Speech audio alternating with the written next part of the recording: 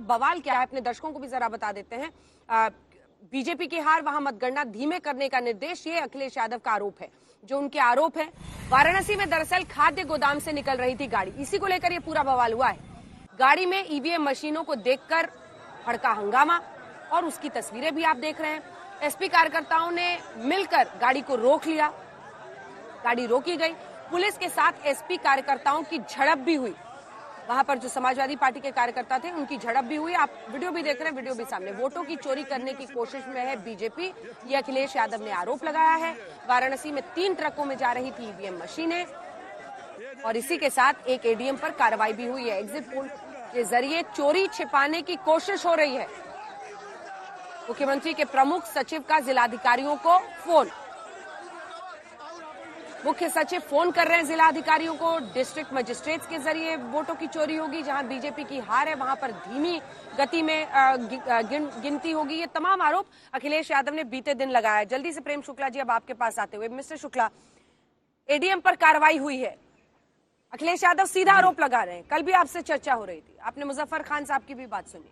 उनका आरोप है कि जो डिस्ट्रिक्ट मजिस्ट्रेट्स है, जो एडमिनिस्ट्रेशन है, उसके साथ मिलकर ईवीएम में कैसे उसको मैनिपुलेट किया जाए, कैसे देरी की जाए, आगे पीछे किया जाए, चोरी हो रही है वोटों की। बहुत बड़ा और गंभीर आरोप है। जी देखिए, हास्यास्पद आरोप है, और जब पराजय के गर्त में जिस तरह से गिरे हैं, वो हताशा में आकंठ डूबे हुए हैं, इस तरह के आरोपों के अलावा उनके पास अब राजनीति में प्रासंगिकता के लिए कोई विकल्प शेष नहीं बचा है। ऐसे में इस तरह के अब जो है आने वाले दिनों में लगातार इस तरह के आरोप लगाएंगे। वो लोकतंत्र और संविधान को खतरे में बताएंगे। सच्चाई ये है कि वंश तंत्र को, माफिया तंत्र को, गुंडा तंत्र को उत्तर प्रदेश की जनता ने नकार दिया है। विकासवाद की राजनीति को स्वीकारा है। गरीबों का जिस तरह से सशक्तिकरण हुआ है, उसके कारण वंचित गरीब महिलाएं जिस तरह से भारतीय जनता पार्टी के पक्ष में जनादेश देने के लिए आतुर थे, वही परिणाम एग्जिट पोल में दिखाई दे रहा है। और वही एग्जैक्ट पोलिंग काउंटिंग तो ये ईवीएम ट्रक में क्या कर रहे थे सर? ये ईवीएम ट्रक में क्या कर रहे थे? एडीएम पर कार्रवाई क्यों करनी पड़ी? ये क्यों? इसका जवाब निर्वाचन आयोग ने दिया है। निर्वाचन आयोग ने उसका जवाब दिया है।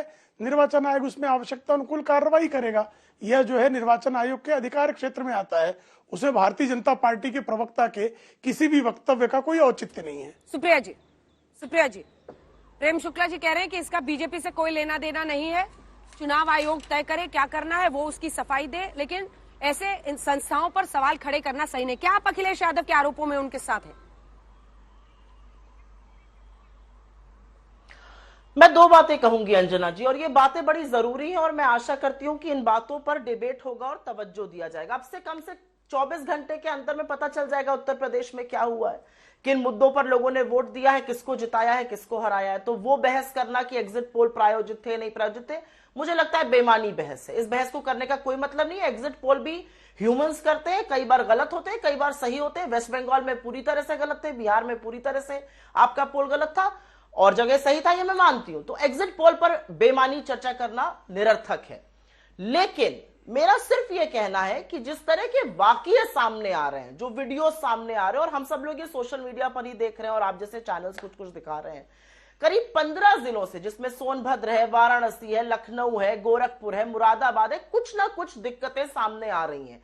कहीं पर ईवीएम मिल जा रही है बाहर जाते हुए बिना सुरक्षा के, कहीं पर आरओ जो है वो बैलेट पेपर लिए घूम रहा है। ये सच है कि संत कबीर नगर जैसी जगहों में जो डीएम थी उसने डाटा की है, क्या तमाशा कर रहे हैं आप लोग। लेकिन इस तरह के बड़े सारे वाकये होते दिख रहे हैं। मुझे ऐसा लगता है कि चुनाव की निष्पक्षता को बरकरार रखते हुए और सबका अटूट और अडिग विश्वास हमारी लोकतंत्र की प्रणाली और प्रक्रिया में रखते हुए जरूरी है कि ज्यादा चैतन्यता और ज्यादा कर्मठता इस समय चुनाव आयोग को दिखानी होगी। अगर जरा सा भी कहीं से त्रुटि का मामला आ रहा है तो उनको जगना पड़ेगा, उस पर बोलना पड़ेगा। लेकिन चुनाव आयोग थोड़ा सा इसमें शिथिल जरूर दिखा है। अब कुछ कुछ कार्रवाई हुई है जिसका मैं स्वागत करती हूं। मेरा सिर्फ अपना यह मानना है कि 5 साल में एक बार चुनाव होता है, और अगर एक भी व्यक्ति खड़ा होकर यह कहता है कि कुछ गलत हो रहा है, तो उसकी समस्या का समाधान करना ही चुनावी लोकतंत्र और चुनावी डेमोक्रेसी को सजीव और सजग बनाता है। मुझे लगता है कि चुनाव में, चुनाव आयोग में, चुनावी पार्टियों तक में, चाहे वो भाजपा हो, सपा हो, कांग्रेस हो या बसपा हो, लोगों की यह अटूट श्रद्धा होनी चाहिए कि उन्होंने जहां वोट दिया वो वहीं जाएगा। इसमें संशय का लोकतंत्र में मुझे लगता है कोई जगह नहीं है। आपने वोट दिया है वहीं जाएगा, तो क्या आप ईवीएम हैकिंग की तरफ इशारा कर रही हैं कि ईवीएम हैक होते हैं, डालते कहीं और है, चला कहीं और जाता है?